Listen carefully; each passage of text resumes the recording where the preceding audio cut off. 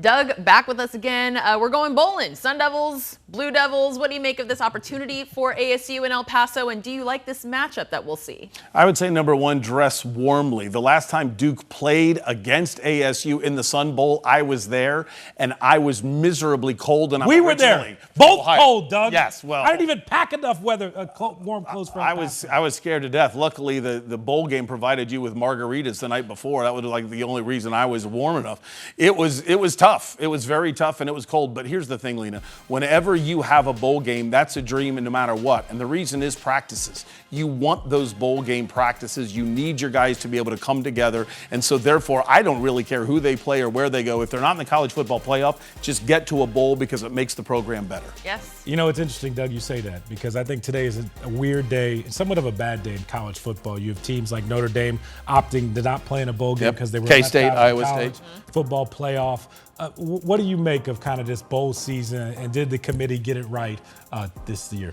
If I look at your second question first, I do think they got it right. A lot of people don't understand the way it works. You've got to have 5 conference champions in it. That's the rule. So you can't complain that James Madison is in over somebody else or Tulane is in over somebody else, because that's the rule. You got to have 5. And then it comes down to Miami or Notre Dame. Well, Miami beat Notre Dame head-to-head on the field, and everywhere else the resume is pretty even, so why not use head-to-head? So I do think the committee got a lot of things right. I wish there was a way that we could avoid rematches. I don't know how to do it. Alabama lost at Oklahoma, and now what do we get?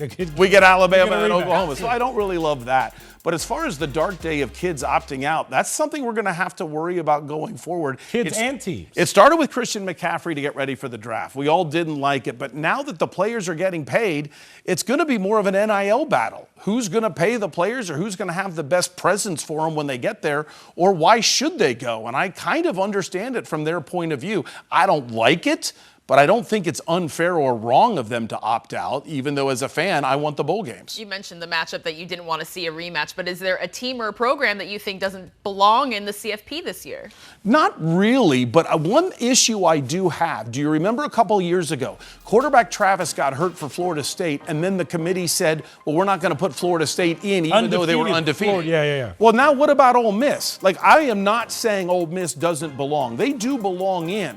But why didn't Florida State get in? My problem is the hypocrisy of the committee.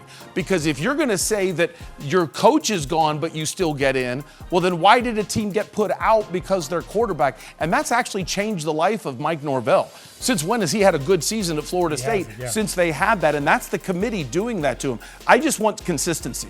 Either Ole Miss and Florida State both out, and I mean Florida State from a couple years ago, or they're both in. But I don't like the idea that Ole Miss is in and Florida State was kept out when you said it's because of Travis's injury. The madness of college football. Better than the BCS? That's a great question, and I am going to say yes. Are you fairly? People wanted computers back. They just want to say get rid of the humans. I like the computers, but where she's going, I like the playoffs. So can I have the computers help us figure out who the 12 should be? Today it's like people forgot that that computers used to pick just 2 teams, and then everybody else went bowling. Yeah, I want the computers to help choose teams 9, 10, 11, Gotcha, okay. Not teams when there's only a 2-team playoff. Skynet always wins. Doug, thanks for the time. Yes, I do, except for Sarah Connor.